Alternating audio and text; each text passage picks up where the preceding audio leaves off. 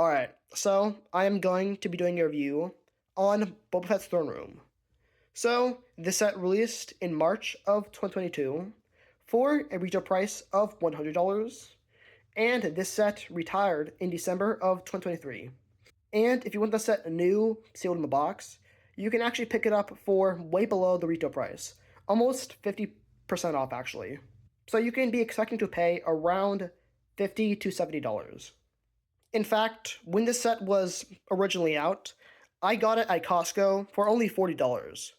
And I otherwise wouldn't have purchased it, but I couldn't pass up a 60% off. But this has set number 75326, 732 pieces, 7 minifigures, and an age rating of 9+. So these are the figures. And it is a decent minifigure selection. I feel like most of the figures are pretty good. I only really have major complaints about those two, and I will talk about them in a second. But first up, Fat Bib Fortuna. I do like this figure. I think he's pretty good. I do like the whole head dress piece that they used. I think it looks pretty good, and they even molded it so it looks like it has some extra fat on it. And the second face is pretty good, with just a bit more of a normal expression. And the other one looks more like when he was shot. And his whole outfit does look very nice. I am a fan of the dark blue, but a lot of the printing on his torso is covered up by the headdress. But I mean, overall, pretty good figure. The other four figures are just random aliens thrown in the background. And they are also decent figures. We do get this dancer type character, and she does look very nice. I do like the pink hair, and she does even have some feet printing. And there are actually a couple little types of horns, and they look pretty good, but they're mostly covered up by the hair. Let's look at this other, more octopus-looking alien, and he looks pretty good, and his whole head mold is actually made of a more rubbery material so that his tentacles and ears don't snap off. And the detailing on his torso does look pretty good, but most of it is going to be covered up by the tentacles. And the Weequay Guard and Gamorrean Guard are also pretty good figures. I do like all of the detailing on the Weequay Guard's head and the braids on his torso. And the Gamorrean Guard is also a pretty good figure. I just like when we get Gamorrean Guards in general. And he, of course, does include the very nice molded head and torso, similar to Chewbacca. Finally, we get Boba Fett and Fennec Shand. And first up, the Fennec Shand. It is a very nice figure, except she just should have included her helmets, especially considering she had her helmet in the scene. And I just think that the helmet just looks a lot better. And I'm also not a huge fan of the hairpiece they chose. I feel like there could have been a better one. But she has pretty good arm printing, which looks very nice. And some decent printing on her torso and legs. And finally, of course, the Boba Fett. People have a lot of issues with this Boba Fett, and that's mainly because his chest plate doesn't match his helmet, which just looks a little weird. And I mean, I'm also just generally not a huge fan of the Mandalorian and Book of Boba Fett design for Boba Fett. I don't know, I just feel like the clean armor looks a little off-putting, and I'm also not a huge fan of the black robes underneath. I just don't think it looks as good as the gray robes, or the gray undergarment stuff. But I mean, he does have pretty good leg printing, and very nice arm printing, and a great face print underneath. Overall, this is a decent minifigure selection. I do like most of the figures. I'm just not a huge fan of the Fennec Shand and Boba Fett. But let's get on to the actual build. First up, let's talk about the exterior. And, quick spoiler alert, I am not a huge fan of the exterior. And that's mainly because of the roof. Because, well, LEGO just completely removed the whole roof design that was on the previous Jabba's throne room. And I mean, this just doesn't look very good. It's just kind of disappointing. But I mean, the side paneling, or the wall itself, looks decent. Still not as good as the original, or I mean previous throne room. I'm also not sure what those things are, because Lego never came out with any sort of set that you could, put on top. And the whole tower is okay. It is still a downgrade from the previous throne room, and that's just because it's a lot shorter. Right there is a little eye door droid thing, and the print for it does look very good. You can push it in and out, but it's not exactly eye level.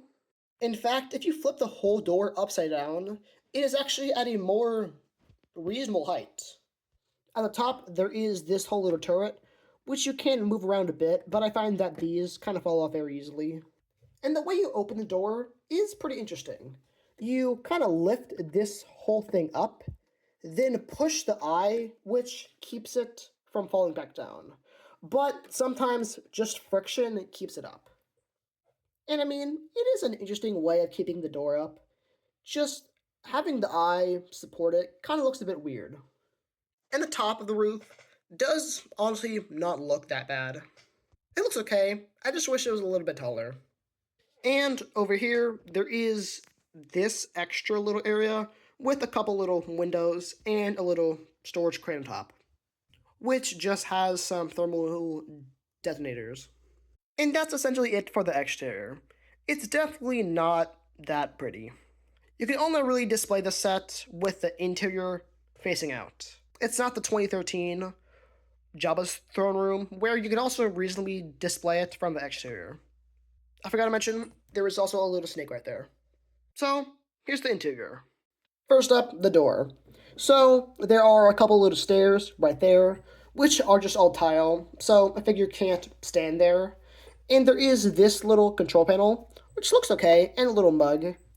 And there is this knob, which you can twist to move the stairs.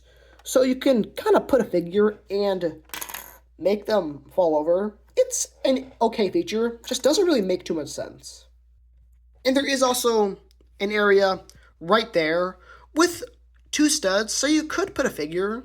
And I mean, it's an okay spot. And there is a little clip right there, so you can put some sort of weapon. Over here, there is this little seating area with a table and two chairs, so you could, I guess, put a figure or two there. And it's in okay spots.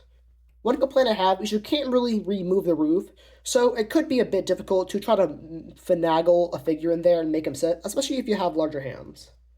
And there's a little goblet right there. And both of these sections, you can actually move just like that. And there's a little clip right there, which can hold it in place. So the throne itself looks okay.